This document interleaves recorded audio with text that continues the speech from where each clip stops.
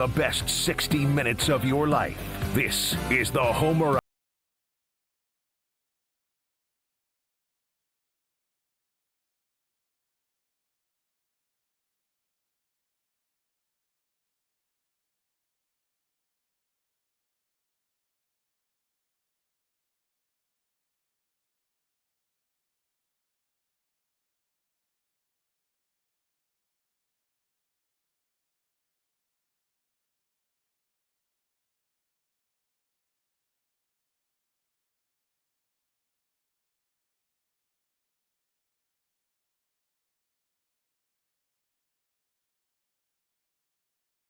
But this report card thing, I am stuck on. I just heard you talking about it with the guys on KBN, and this is the first time I'm looking at all the different rankings. So while we mentioned Matt LaFleur dropped, still a B minus, which is a passing grade, right? But obviously not the most great reflection of how his players feel about him. Yeah, that one really it just confuses me. Yeah. And like I said, we were talking about it on KBN, and doesn't respect players or the respect towards players or something like that. It's something like that, right? I don't know. Respect to players, I believe, is how it's phrased. Yeah, respect to players. I don't. Again, I said it on KBN. I'll say I need some more context on that. Like, what does that mean? Yeah. Because I in all my time around Matt, and obviously it was a year, but I got to spend a lot of time around him, obviously, being on the offensive side of the ball, and that's kind of his thing. I never experienced a lack of respect moment during that season. Now, maybe there's some guys when they get told something's not right or something's not good, or their play wasn't good enough, or like something wasn't good enough. Maybe guys take that as lack of respect. I don't know. But certainly from a man-to-man standpoint, to say there's no respect, I'm just not, I don't know what that means. Like that's, I mean, this is the NFL. Like if there's one way that you're like a team, like the most simple thing is respect one another. So for that to come out and say no, like loss a grade for respect to players is just, it's crazy to me. And from like what I've heard that their practice schedule is and how much different it is. And like, it's, I don't know where the lack of respect is coming from. I don't know what that means. I don't get it. I'll read you the release that was leaked because this is the first year that the NFLPA, the NFL, I don't know if they sued them or went after them, but the NFL last year filed a report and a claim and a dispute saying they think it's unfair that it gets leaked. Still getting leaked, or was published previous to this year. Now it is being leaked. So this is what it says about the Packers at the very end. It says, head coach Matt LaFleur dropped a full letter grade. So that means last year he was an A-. This year he's a B- overall. Matt LaFleur dropped a full letter grade this season and ranked second to last in the league in respect for players. And I don't know what that means. And you mentioned, Bryan, they've been doing this for years. It dates back, I think, about 2 decades. But you never actually voted in this, you said before? No, I don't.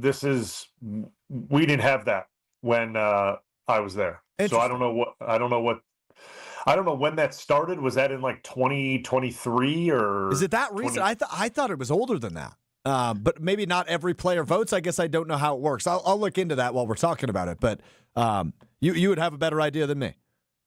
Yeah, I'm not totally sure. But to drop a full letter grade, I don't get it. I don't know what that entails. So like that's why I don't really want to comment on it all that much, because if I don't know what the context is, there's nothing to be said, to be honest with you. So for me, I'm going to leave it as maybe somebody didn't like the way they got told that something was wrong.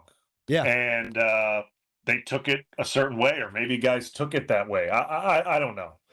But to me,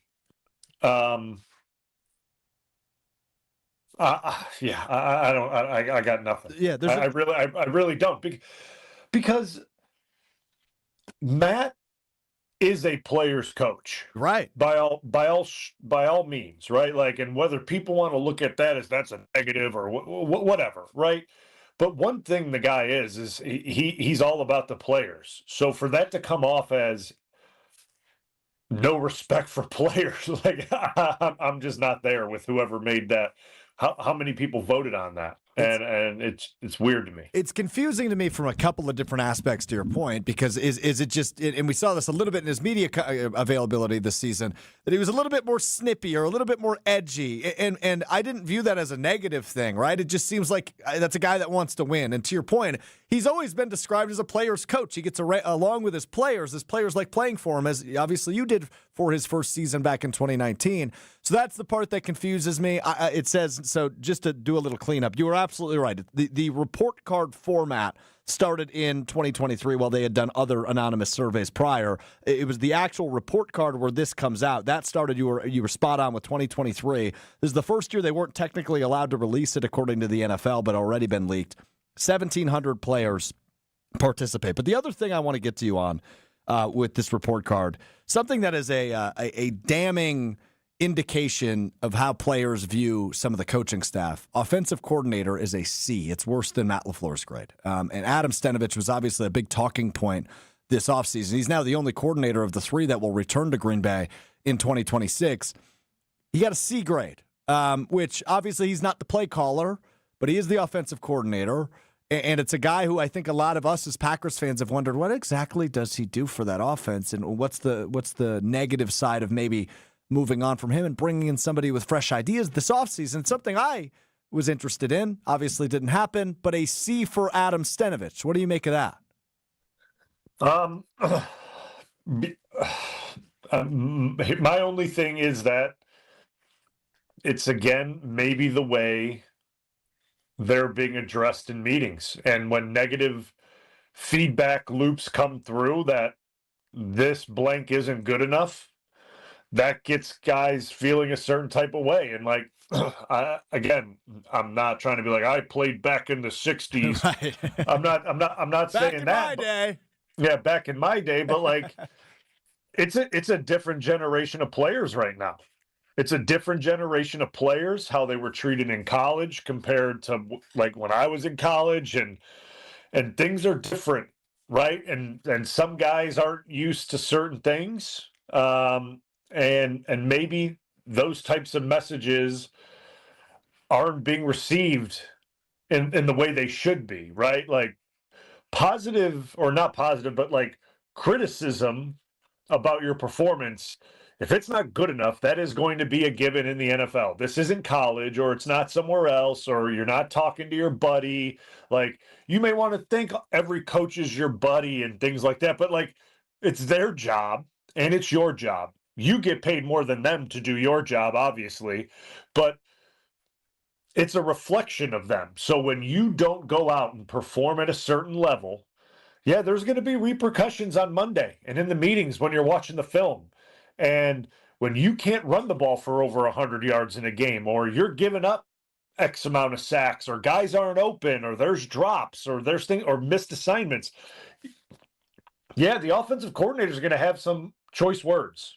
There's going to be some choice words, and you may not like that. That may hurt your feelings a little bit, but like that's not indicative of the person or the coordinator not showing you respect, or the head coach not showing you respect. Like that's I mean, this is a job, man. Like, and if you don't do your job properly, the meetings and things aren't going to go well. I guarantee you, if they won the North and they didn't end on a 5-game skid and everything was well, that grade would probably look different. Yeah. Guarantee you it would look different, because guess what? When you're performing well and things are going well, meetings are better. The attitude in the meeting is better. Everything is more positive. There's good things to watch on tape. Every Monday is not a horror session, watching how bad you performed, and then the call-outs on Monday on film that we did when I was there, when it was LaFleur, when it was McCarthy. You don't see those 5 weeks in a row, right? Like but guess what? You guys they're the ones on the field. They're the ones doing it. The coaches are correcting it. And if you don't like to be corrected, then you're sitting in an odd seat in the NFL. I'll just put it that way. You're sitting in a weird seat because that's what happens. You could play perfect almost, and you're going to get corrected anyway. So it doesn't matter. I think the way you're chalking it up is probably the right way to look at it, right? For the third year in a row, the Packers were the youngest team in the NFL. So these are guys that are, 22 years old. A lot of them rookies or second-year players that are still trying to get their footing in the National Football League. It's not like we're dealing with a bunch of 32, 33, 34, 35-year-old veterans in that locker room who have been around the block a few times. These are guys that are filling out this report card. And heck, I don't know. Obviously, we're going to take a look at B- and say that's a bad grade. But heck, if my report card in college had B- is written all over it, my GPA would have been a lot better than it was. So I don't know. I guess I don't really know what to make of it. So like I look at what Micah said in his last presser about Matt LaFleur at the end of the season. That doesn't sound like a guy that doesn't have that Matt LaFleur didn't show him respect. Tucker Kraft doesn't sound like a guy when he talks about Matt LaFleur, that guy that doesn't show him respect. So like I understand that's why these owners don't like this, because it is so vague. Yeah. Like there's no details to it. But when you're going after your coach, right?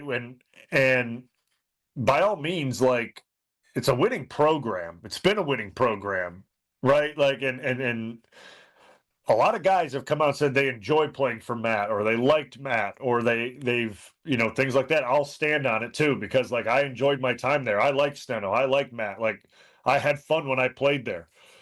Albeit, what we win? 13 games. Mm-hmm. Won a lot of games.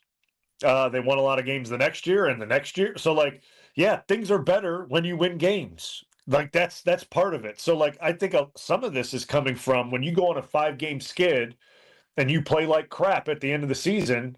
Yeah, there's probably going to be more negative coming out. And guess what? Like the coaches, yeah, they can, again, I've always said they can put the plan together. They can tell you, they can show you all the film, what could happen, what may not happen. We don't know until we get out there, because then guess what? It's on you as the player to figure it out. Mm-hmm. And if you don't figure it out, it looks just like it does. A 5-game skid and an early exit in the playoffs. And yeah, sure, my coach doesn't show me respect because he told me it wasn't blanking good enough on Sunday. Like, okay. Like, yeah, sure. Like, got it. 10-4. Like, and again, we talk about Steno.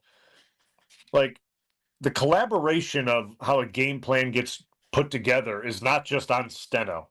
It's on Matt, obviously, too. It's on the offensive line coach is there doing the run game, and then the receivers coach is doing the pass game with the QB's coach. Like, it's a collaboration of things here. Like, so for you to say it's the offensive coordinator, it's like, yeah, but the offensive coordinator in this system doesn't call the play. So if you're mad at him about what's coming in the huddle, that's an interesting take, right? Like that's an interesting take on grading the offensive coordinator. Because what magic do you want him to come up with during the week for you guys? Like how do you want him to draw up plays to make you run block better, or pass block better, or get open better? Like, what do you want him to do?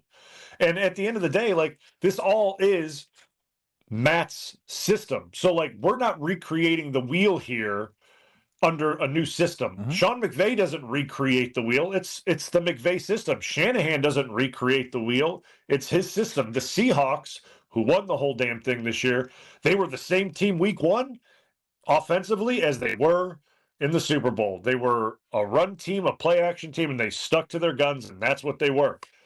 And obviously they have great wideouts that make, like, I'm not downplaying any of that, but like teams just don't go in the middle of the season when things get rough, go, rip it up. We're changing everything. We're going to change everything here. Like, so I understand that. Yeah. When things aren't going great, there's going to be some grievances. Guys aren't going to be happy or this or that. Like, I get it. But like to start grading guys in the C's and low B's, and I saw something on the training staff that actually really irks me, that I think is just straight garbage. Again, to me, that's you guys are airing grievances in probably some areas that probably don't need it. Mm-hmm. And to me, that's why, like, I saw did I see that the trading room isn't big enough? Or you're absolutely right. And they're obviously redoing it this offseason. Huge construction happening at Lambeau. It was the same thing with their locker room last year. So the locker room ranked an A this year. Last year it was a C+. This year the training room is a C. I guarantee it'll be an A next year. So like, what do you guys? What are you grading on? You know that and how many tables you guys want open to lay on to get work done? Like, in all honesty, like what are you guys looking? What are you guys looking for? Like, I'm just so confused. And look, I don't agree with most of what Woody Johnson says as the owner of the Jets, but he called this quote totally bogus end quote last year at the league meetings last March, and that's kind of what this seems, right? It just does.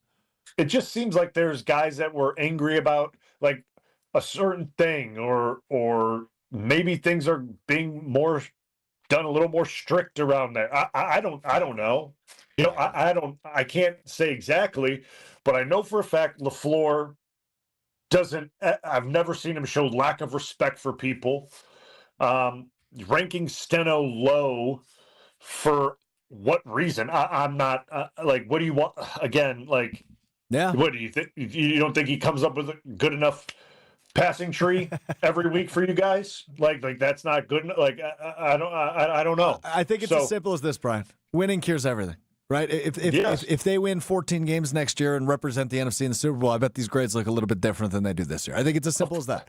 Of course. Of course. And that's ultimately what this comes down to. All right, we're running late. We got to get to a break. Jason Wilde's going to join us next. The smartest football conversation you will hear the rest of the day. Bryan Bulaga, Jason Wilde, who joins us on the Homer Hour. That is next right here on ESPN Wisconsin. More of the Homer Hour coming up next on ESPN Wisconsin and the ESPN Wisconsin app.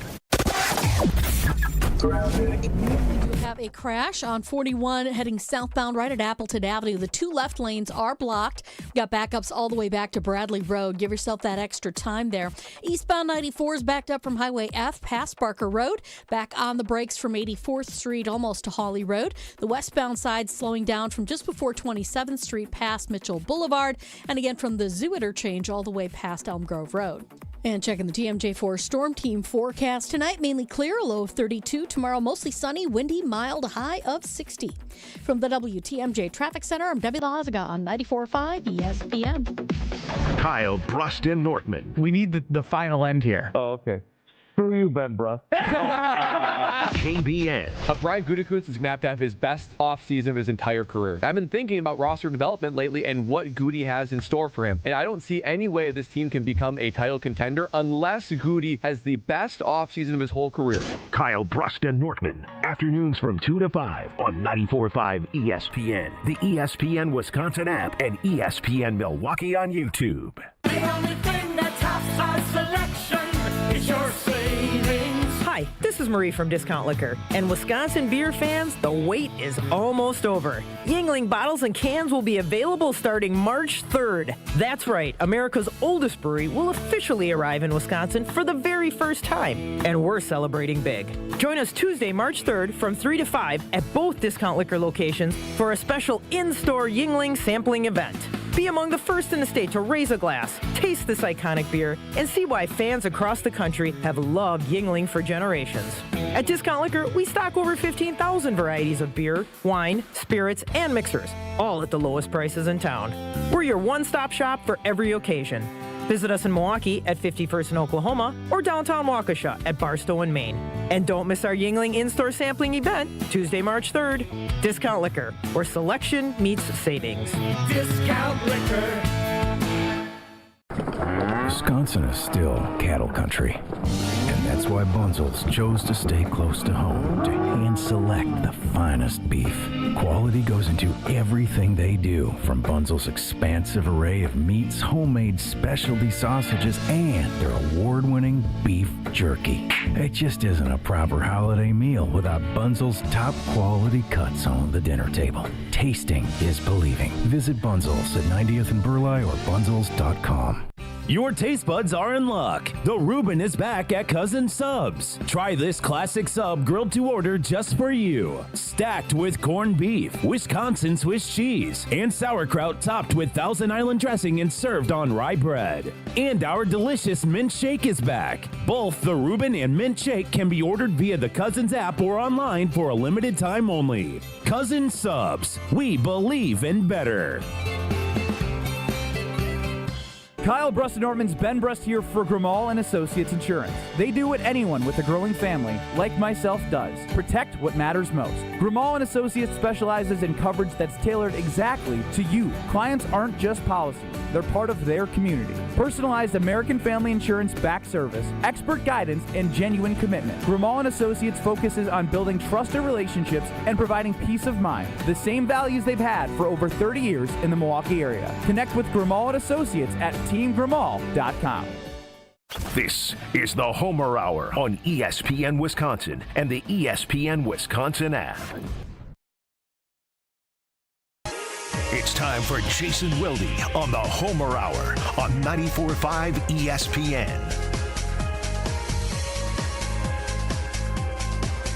Always a masterful conversation between the doctor of football, Bryan Bulaga, and the three-time Wisconsin sports writer there, Jason Wilde. I'm Alex Strouf in for Homer tonight on the Bryan Bulaga Homer Hour, and we welcome in the aforementioned three-time Wisconsin sports writer of the year, the co-host of Wilde and Tausch, weekdays 9 to noon, right here on ESPN Wisconsin. It is our buddy Jason Wilde. Hello, Jason. Gentlemen, good evening. How are you? Life is good, my friend. Life is good. But I mean, we just ripped the report card to shred for 16 minutes, so I'm going to defer to Bryan Bulaga for the very first question. Yeah, I mean, there's some questionable things in that report card this year, Jason, that I'm not sure I'm on board with. What say you about some of these things? Well, I thought there were some interesting aspects to it, right? Like, because I've seen the grades, but then I also saw Aaron Nagler posted some of the what was actually like said and a little more detail about it.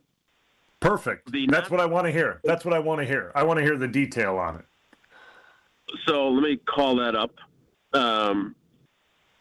Because one of the things was that they don't provide child care on game day. Yeah. Which apparently people, that's not good. Here, let me read this. The Packers fell 14 spots to 21st overall in this year's report card, the steepest year-over-year decline in ratings of any team. The drop was driven largely by the decline in ratings for the training room and the training staff,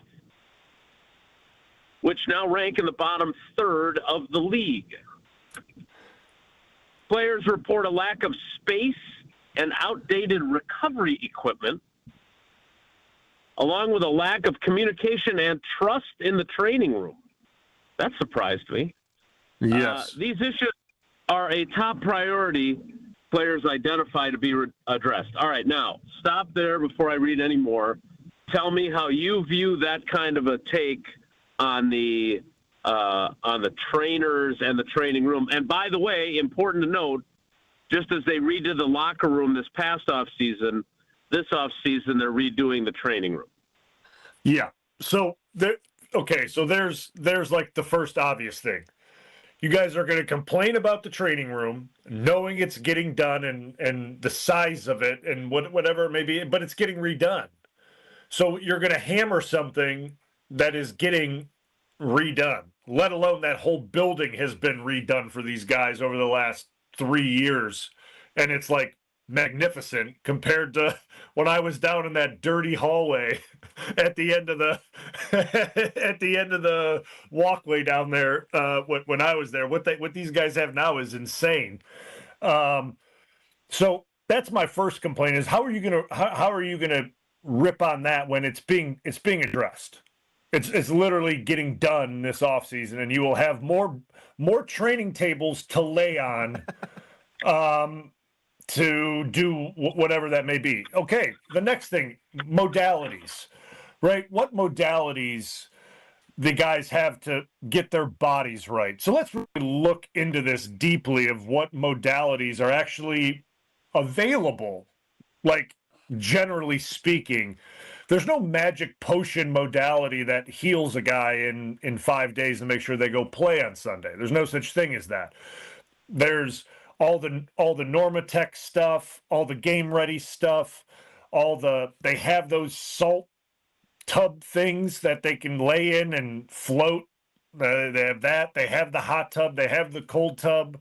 They have all the stim machines you could want. They probably have Green Bay doesn't spare an expense when it comes to things. Like, if they need it, they buy it, and they have it in like 20 of them. So, like, my question is, what modalities do guys want to feel like they're ready to play on Sunday? Like, maybe the game has changed completely and there's some new techniques out there, or some new equipment that is just earth-shattering, but I haven't heard of that yet. I mean, I have plenty of ailments that I'm trying to always fix myself with, and I haven't heard of anything brand new that's come out yet that's going to make my shoulder heal. So, like, or my knees or my back. So, like, if these guys know what they are, please let me know. I'd love to know what they are. So I was taken aback by the line in there about trust with the staff, because Flea and Nate and all those guys have been there forever. The guy that helped you, I'm blanking on his name now, got the dark hair and the beard. Andrew. He's been there forever. Andrew, yep. Yes. So, like, that surprised me. I don't know enough about how the NFLPA does this to know, what does it take to drag your grade down, right? Could it just be one or two guys that give you an F, and then a bunch of Bs get dragged down by those two Fs? Like, somebody might have had a bad experience, and it may be very valid too. I don't know that. Now, and the other part of it is, and again, I'm curious about this before we get to the other things that are on the list. Like, for example, I've done this a long time. I didn't know a whole lot about the different modalities when I first started, but I know, and I'm sure you used one of these, because even though you were a kid when I started covering you, you're an old man now. The stim machines where you had like wires coming out, and you had to have this like remote that was connected to the wires that were stimulating the muscle to stimulate blood flow. So Josh Jacobs showed us this during the week while he was trying to get ready to play. Now they have something that essentially it's like folks that have diabetes, and they have that little thing that just attaches to their arm or their hip or wherever they choose to put it to like monitor their blood sugar. This thing is one of those stim things, but it's all encapsulated in a thing about the size of a quarter that he attaches to his knee, and then it all runs through an app on his phone, and it stimulates the blood flow and everything else. Like, wow. I was like, holy cow, man. And I kind of joked with him because he's still a pretty young guy. I'm like, you should have seen some of the guys that I covered. Like, they're getting twisted up in the cords, and that is all gone now. You don't have to worry about any of that. So again, I have a hard time believing that the Packers technologically would be behind schedule. But yeah, I'm sure that they are accurate in their complaints about the quality of the training room. And like you said, it's about to change. Now, here's the part that really jumped out at me. Players report that the team does not provide game day child care, as most teams do, contributing to their bottom third ranking for treatment of families. The team's nutrition program similarly ranks near the bottom, with players wanting improved nutrition plans and more nutritious food options to better support these plans. We'll get back to that, because that also surprises me, because I see the stuff guys waltz around eating. It's a long way from when the defensive linemen would all sit around one of the tables and eat a gigantic bucket of Kentucky Fried Chicken. And Adam Corzin read my story about how great the bonding was for these guys, and then decided that he was going to make sure that they bonded over like skinless chicken that's much healthier for them to eat. But this is the last sentence of the thing that Nagler posted that he had gotten from a source.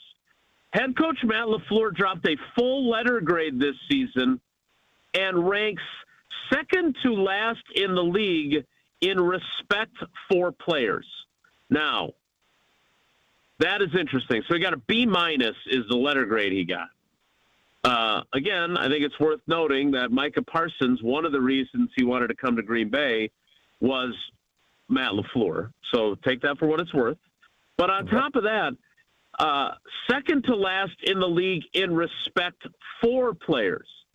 Now, you know me, I'm a stickler for words.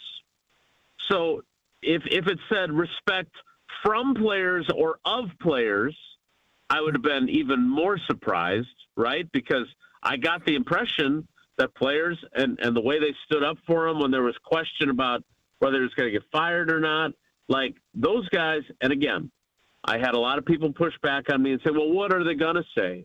I'm telling you, there is a way to say nice things about your coach, and you know that you don't really mean it, or that it's totally like bland praise and it's not supportive of him. I'm smart enough to tell the difference.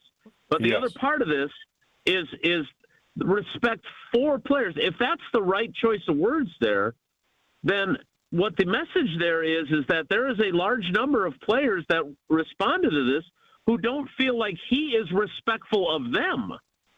Yep. And that is really surprising. You only played for him 1 year, but that I did not expect. That was the big thing that blew me away.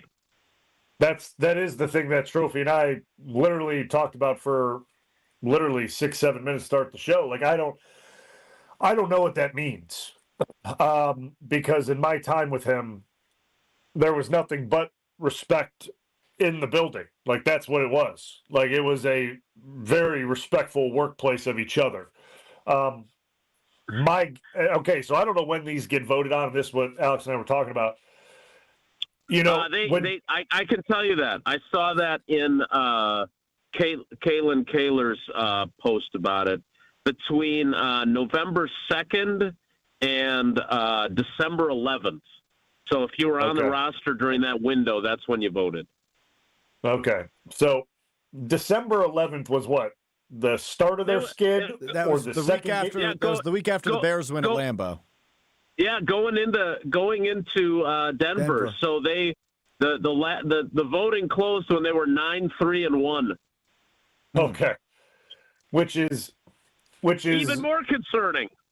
Yes. So this is what I chalked this down to, and this is what I said. And because with no context behind it, I have nothing but to make my own judgment off it, and I will make my judgment off. I normally don't do because I don't but like this one kind of bothers me a little bit because I never experienced that. I never saw guys experience that from Matt.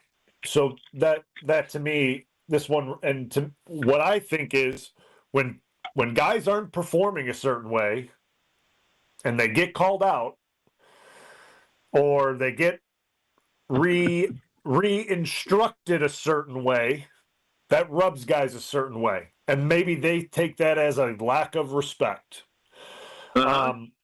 This isn't, like I told Strouf, it's not like I'm saying I played with Lombardi, but this is a different NFL now. And this is a different player mentality than it was when I was coming into college because of the way I was treated in college.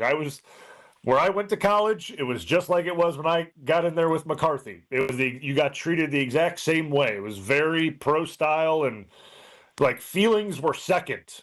Like your feelings did not matter. What mattered was your performance and the team's performance. And like that's it. Yeah. And if one of those is lacking, you're going to be told about it. And if that hurts your feelings, that is too damn bad. That is just too damn bad. And we talk about this young roster and how Matt's probably had to change philosophies of how he coaches a young roster, well, it may be some tough love, and tough love may not be the way guys like it. But at the end of the day, like, to say that he doesn't respect players, that to drop a whole letter grade, to be the second to last coach in the league of respect to players, that's insane to me. It really is. Because I saw zero signs of that in my time with him. And like I said, I got to spend a lot of time with him because I was on the offensive side of the ball. He was installing the offense. He was in our meeting room quite a bit. And we messed up plenty like early on offensive line wise, that he had plenty of things to say to us, but my feelings weren't hurt by it. It was like, yeah, you're right.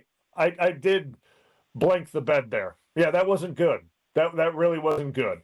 So like, I think this is more of guys getting their feelings hurt over than a respect thing. I can't see Matt disrespecting guys in that building. I just don't. I can't buy that. I'm just not there. Well, and I will. It's interesting that you say that though, because one of their big mantras was about like production over feelings or results over feelings. It wasn't directed at me, and I have lots of feelings, so it wasn't. I don't remember exactly what it was, but like they put it up. They like put up a sign and everything. Like it was. So maybe that's. Look, first of all, like as someone whose coaching experience is limited to youth sports, I am all about feelings. And I think at our high school, we're seeing that people that don't understand kids effectively don't win a lot of games in whatever sport they're coaching. So I do think that that's really important. And I think Matt LaFleur thinks it's really important. But the NFL is not the Fox River Classic Conference. Like these guys are pros. And I do think, and I hate to be the old man yelling at the cloud, but I do think that there is a lot to what you said, because remember, and I know Goody got a couple of questions about this, and he always dodges it because he doesn't want to disrespect players. He instead shifts the conversation to, well, you know, in the past you would go on a scouting trip to colleges and you'd have a position coach who recruited the kid when he was a junior in high school and watched him develop as a freshman and sophomore, and now is talking about him as a junior or a senior, and he knows this kid inside and out, and now he might know him for 4 months. That's all accurate. But what he avoids is you're in a college environment where you can ask the girls, I drive them up the wall with my adversity speeches. Like Maddie had a tough gymnastics meet a couple weeks ago, and my whole point was, yeah, this really sucks. I feel bad. What are you going to learn from this so your next meet is better? Right? That's what we're all striving for, whether it's at the end of a radio show or at the end of a gymnastics meet or at the end of an NFL playoff game. And when you have the NIL factor and the unfettered ability to transfer in the transfer portal, when the going gets tough, the tough get going out to another school, guys aren't able to handle that. And while I'm not someone who enjoys, like, look, in this job, I'll just use this as an example. You know, I have had coaches who told me basically just that I sucked, which that doesn't help me. That doesn't help me get better. Okay? What helps me, and you know, my friend Brad Lane, who was a godsend for me, you know, he gave me tools to improve. And whether I'm playing high school baseball or sitting the bench in basketball or whatever, or working in the real world, I'm not afraid of you telling me, hey, you can't do this way, but let me give you a better way to do it, okay? But if these guys have this much trouble with hard coaching at the NFL level, then I don't know how you fix that, because I do think that is probably pretty prevalent because of the realm that they're in college sports. So I think this is something that coaches are going to have a hell of a time figuring out, because, you know, I mean, look, I don't want to pick on Romeo, and I know you guys got to go because you're almost out of show already. We are, yes. But, like, Romeo not coming to work that day has hurt his reputation, and I think he's a good player. And I hope he's able to get that off of him wherever he goes next. Yeah. But I can tell you there were people in the building after that happened that were like, we will not re-sign him. So take that for what it's worth. Very good stuff, as always, from the three-time Wisconsin Sports Writer of the Year, Jason Weldy. Jason, thanks. We'll be listening to you tomorrow beginning at 9 a.m. All right, good luck getting the rest of your show in the next 21 minutes. I'm gonna do my best, and we will do that. Starting in about 4 minutes, third quarter, Bryan Bulaga Homer Hour is next. The Homer Hour is back after this on ESPN Wisconsin and the ESPN Wisconsin app. We have an accident on southbound 41, just about at Appleton Avenue. 2 left lanes are blocked, and things are backing up all the way back past Bradley Road. And then on the northbound side of 41, we do have a crash right about at Silver Spring. The right lane is blocked with that one. Still slowing down on westbound 94 from 27th Street to Mitchell Boulevard, and then again from Highway 100 into Waukesha County. The eastbound side's backed up from 76th Street all the way to about Hawley Road. Traffic is brought to you by Geist Garage Doors. For over 70 years, Geist Garage Doors has been the local trusted name for garage door sales, service, and repair. Visit geistdoors.com and don't think twice, call Geist. And check out the TMJ4 Storm Team forecast tonight, mainly clear, a low of 32. Tomorrow, mostly sunny, windy, mild, a high of 60. Weather is brought to you by Wisconsin Indoor Golf Center in Waukesha. Another 2-man scramble tournament is underway. Play TPC Scottsdale for a shot at cash prizes. Must play by February 28th. Sign up now at wisconsinindoorgolfcenter.com. From the WTMJ Traffic Center, I'm Debbie Lazaga on 94.5 ESPN. The Greater Milwaukee Golf Show, presented by Old Fashioned Golf, is back at the Mosh Performance Center in Franklin, March 13th through the 15th. The show has been reimagined with a simple goal: turn it into Wisconsin's ultimate golf party. That's why Vibes Golf Club, a group of golf-loving former Badger football players, including Melvin Gordon, will be at the show all 3 days. Plus, Bridgestone will be doing some ball fittings, and Carl's Place will be powering Simulator Alley. To learn more, log on to GreaterMilwaukeeGolfShow.com. Hey, this is Mike from Infinity Exteriors. Buying a roof, siding, or windows can feel overwhelming. Hidden costs, confusing contracts. We don't play that game. We educate you so you can decide. And when you know the facts, Infinity Exteriors is the clear choice. Since 1997, we've installed peace of mind with no surprise upcharges, flexible budgets, and immediate financing. Infinity Exteriors, saving our communities from unscrupulous contractors. Visit infinityexteriors.com. One call, that's all. It's not just a slogan, but a way of life at Gruber Law Offices. If you've been injured, call our team today. We've represented tens of thousands of injured Wisconsinites for well over 30 years. Trust Wisconsin's own Gruber Law Offices. One call, that's all. Homer here from ESPN Milwaukee. What makes living at Three Pillars so special? Let's hear from my friend Dave. The campus is beautiful. For me, nature is my church, and I love being outside. We live by the Bark River, and it's calming. It just calms my soul. I just love it. A lot of the people, I'm talking about 100-year-old people, 90 years old, say they credit Three Pillars with living longer. People say buying a home in winter is tough. But fewer buyers means less competition, and motivated sellers can mean better opportunities. This is Tony Wendorf with Tony Wendorf & Associates, powered by Keller Williams. And I'm Lindsay Bendler. When the perfect home appears, our team at Tony Wendorf & Associates helps you move fast, even during the snow. Start your home journey today with our white glove service by simply searching online, Tony Wendorf. A real estate team that always leads with faith and gratitude. Tony Wendorf & Associates. Imagine working with a contractor that quits halfway through a project or never calls you back when you have questions, or worse, takes your money and you never see them again. Unfortunately, we hear about them all the time. Hi, this is Eric Brown, owner of Siding Unlimited, and Siding Unlimited is absolutely not that company. Siding Unlimited has been doing business for 32 years, proving to be an honest, ethical, and forthright company. If you're looking for the honest guys for your next siding, windows, roofing, and doors project, stop by sidingunlimited.com today. You're listening to the Homer Hour on ESPN Wisconsin and the ESPN Wisconsin app.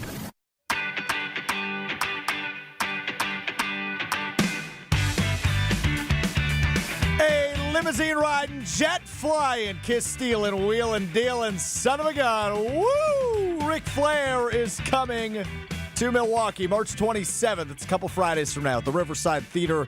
Thanasis Antetokounmpo hosts Thanalysis Live, the third ever here in the city of Milwaukee, with the WWE Hall of Famer and global icon. Not a cameo, not a 5-minute interview, a full-blown live show and production. High energy, unfiltered storytelling, behind-the-scene moments that you have never heard. And if you know TA, you know he's bringing juice, energy, laughs, surprises, and when Ric Flair has a microphone, if you're a WWE fan like myself, you know just about anything can happen. Tickets are limited. Do not wait. Get your tickets right now. The website, TALiveshow.com. That's TA for Thanasis Antetokounmpo. Liveshow.com. Thanalysis Live. It's March 27th at the Riverside Theater, presented by Gruber Law Offices and Potawatomi Casino Hotel. TALiveshow.com. All right, I want to give us some time to react to Goody here in the last segment, Brian. So I just want to give you the floor. Final thoughts on this report card thing we've been spending the last 40 or so minutes on, because I can tell it's got you a little fired up. Yeah, I mean, it's got me a little. It's a little irritating because when you know people personally and you know how they, you know their work habits, you know their professionalism, and you know things like that. Like I know how all the guys in the training room operate.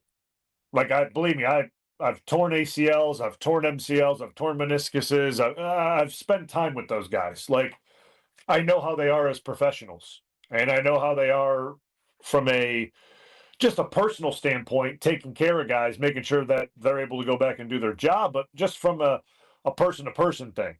Like, so yeah, that one bothers me from the Matt standpoint of not showing respect. Like, if you want to say like, oh, I think Matt did a bad job coaching this year, and that's the way you want to rank it.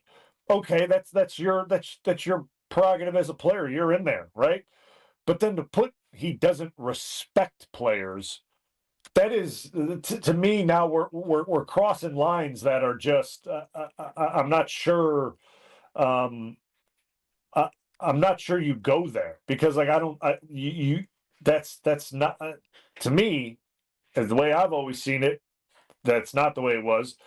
Believe me, Micah Parsons speaks very freely in the locker room, very freely, which I appreciate and I like, because like I think Mike, the way he talks in the media is fantastic. I think it's great. By the way, I'm not knocking it, but again, at the end of that end of the year press conference where he's on crutches, and they're talking about Matt, if he thought that Matt didn't show him respect or guys on the team respect, and he was disrespecting players, he wouldn't have acted that way. He wouldn't have acted that way. And I know that for a fact. Because, like, honestly, like, Micah Parsons is the second highest paid player on the team. He can say whatever he wants. And absolutely, you know what? And most likely, if he feels a certain way, he's going to say it. And there may be a lot of truth to it, but there was nothing of that sort that came out about Matt LaFleur out of his mouth. So, well said. I take a lot of stake in what guys like Micah Parsons say, like Tucker Kraft say, like Jordan Love say. Like I take a lot of stake from what those guys say, because they're the pulse of the locker room. Mm-hmm. They are the locker room. So they're like the facilities aren't good. Those are some of the best facilities in the NFL. Correct.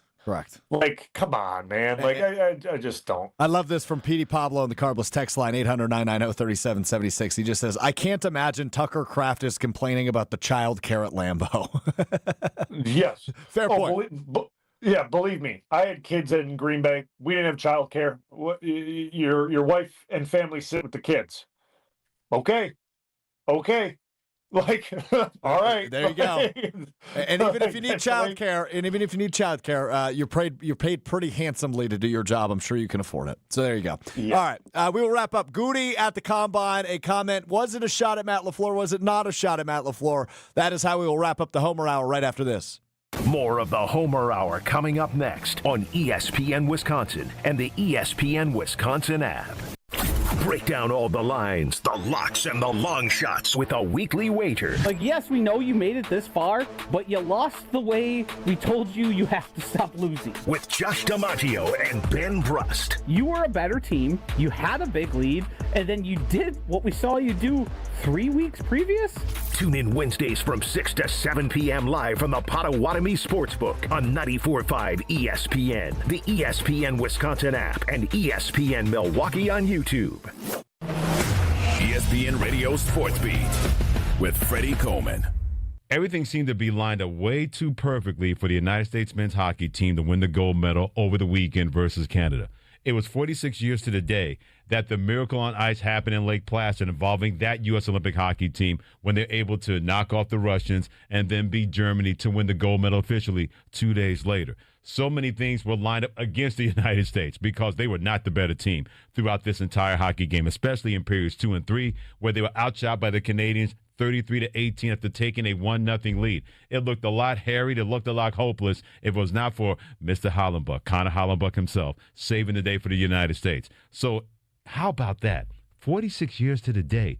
Miracle on Ice in Lake Placid to Miracle in Milano for the U.S. Olympic hockey team in 2026. We all can rally around that no matter what side you were on yesterday watching that game. In 60 seconds, motivation for Knicks Karl Anthony Towns from an unlikely source. Billy, your gas light's on. We need to stop and fill up. No way, Jen. Gas around here is too expensive. We can make it a little further. Billy, listen to your big sister. You don't need to drive all over searching for the lowest gas prices. Do what I do and use Upside. Upside? Do you live under a rock, Billy? Upside is the hottest cash back app out there. It's free to download, and you get real cash back for every gallon of gas you buy. Top users make between $200 to $300 per month. You can make that kind of cash back just for buying the gas you have to buy anyway? Yes, I'm looking at the Upside app now, and there's a gas station at the next exit offering 25 cents per gallon cash back. Okay, I'm stopping to download Upside and fill up my tank. Download the free Upside app now to earn cash back every time you buy gas. Use promo code GOOD25 to get an extra 25 cents per gallon on your first tank. You can cash out anytime right to your bank, to PayPal, or a gift card for Amazon and other brands. Just download the free Upside app and use promo code GOOD25 for a 25 cents per gallon bonus on your first tank. That's code GOOD25 for a 25 cents per gallon bonus. Ever since that beat down by the Detroit Pistons happened on Thursday, the New York Knicks' Karl Anthony Towns has been a personal whipping boy for Knicks fans, media covering the Knicks, media covering the NBA, et cetera, et cetera, et cetera. But after he was terrific against the Houston Rockets on Saturday night and that comeback win for the Knicks, being down by 18 points in the fourth quarter, Shaquille O'Neal and Charles Barkley were giving him the business postgame on Inside the NBA, courtesy of ESPN. And Karl Anthony Towns stood his ground by saying, "You may want me to be a killer, but it's all about winning a championship, and if we win, then everybody's going to win." Maybe, just maybe, you're a New York Knicks personnel person, whether you're a coach or a teammate. That could be the best motivation. Karl Anthony Towns stood his ground. Don't be surprised to use that motivation to say, I don't want two of my peers looking at me that way, especially two Hall of Famers along the lines of Shaquille O'Neal or Charles Barkley. That could be a benefit for him and the Knicks. For the ESPN Radio Sports Beat, I'm Freddie Coleman of ESPN Radio's Freddie and Harry. Ben Brust here, and let's cut the crap. I've been sold a lie with sportswear, too. You pay a fortune for big-name gear, a fancy logo, a slogan, and it still stinks. Iron Jock doesn't play that game. Silver ion technology is woven into every thread, killing 99.9% of odor-causing bacteria. And now, through March 8th, our listeners can get 40% off all Iron Jock t-shirts and polos with the code SPRING40. That's code SPRING40. Shop now at ironjock.com. That's ironjoc.com. Welcome back to the Homer Hour on ESPN Wisconsin and the ESPN Wisconsin app.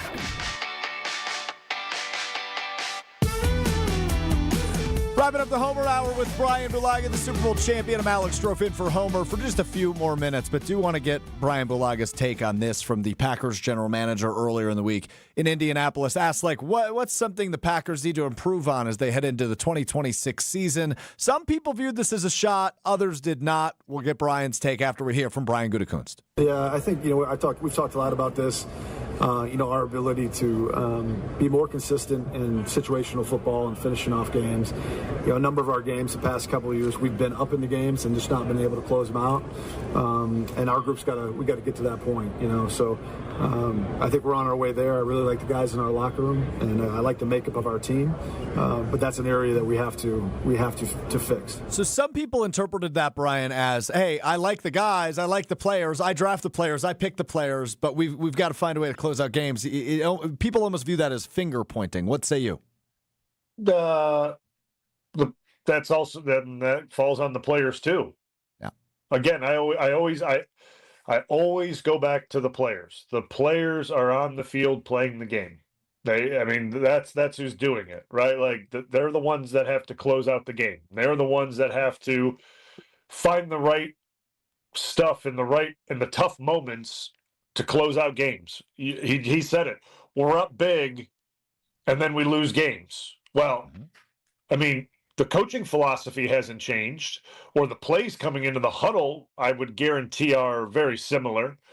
So what's the disconnect from when we're winning to then blowing leads and not closing games out? Well, there's a product on the field that drops off, right? Like that's what happens. Like there's the guys on the field aren't playing to the same standard that they did, say, in the first half, or when they built the lead in the third quarter, or whatever it may be, right? Like this is a player-driven league. It is. No matter what the way you look at it, like the responsibility always falls back on the guys on the field at the end of the day. Yeah. I think it comes down to, Goody says, I like the players in that locker room. I think what we saw this year, could it be a combination of coaching and players? Certainly, but I think it was a byproduct of being, again, something I brought up earlier, the youngest team in the league. They're young. They're inexperienced at this level. They're guys that maybe don't know how to deal with adversity towards the end of a game, especially in, say, a playoff atmosphere like we saw in Chicago back in January. So, sure, is it a Matt LaFleur thing to a point? Of course it is, right? Can Matt LaFleur be better? Yes. But yes. You and I are in agreement. We think he's a really good head coach, and I think he's a head coach that could win a Super Bowl in Green Bay as soon as next year. But I think ultimately what we saw a lot of was inexperience last year because they are so young. Again, the third year in a row they were the youngest team in the league, and maybe Goody pivots this offseason when free agency rolls around in a couple of weeks. Yeah, I mean, you remove your key veteran components with injury, Kraft, Micah, absolutely, a guy like Wyatt, because it's a young team. So, like, guys in their fourth year are technically veterans on the team. Right? I mean, let's just call it what it is. Like, I mean, I get, but that's the truth of it. They're the veteran guys and they're key players. You remove them from that. Where's the veteran leadership? I get Jordan Love's not in his fourth year, but like, he also needs help from other guys to lead this thing too. So like you lose guys like Micah and you lose guys like Tucker. It's a problem. Evidently not going to help you. That is for sure. But we get him back next year and they'll try this puppy once again. Bryan Bulaga, good stuff as always, brother. Appreciate the time. All right, take it easy, man. Good talking to you again. That's the great Bryan Bulaga, Super Bowl champion, does Monday and Thursday here on the Homer Hour. He'll be back with us Monday to react to whatever goes down this weekend. Marquette coming off a big win at Georgetown, first road win of the year, and we will hear from the head coach and some players coming up next year on ESPN, Milwaukee 94.5 ESPN. It's the Marquette Coaches Show live from the Harley campus. Shaka Smart will tell you what went into that victory. And how about Nigel James Jr.? I believe Homer called it a hammer. Marquette Coaches Show next. We got northbound 41 with a crash just north of Silver Spring. The right lane blocked with that. Delays all the way back from Capitol Drive.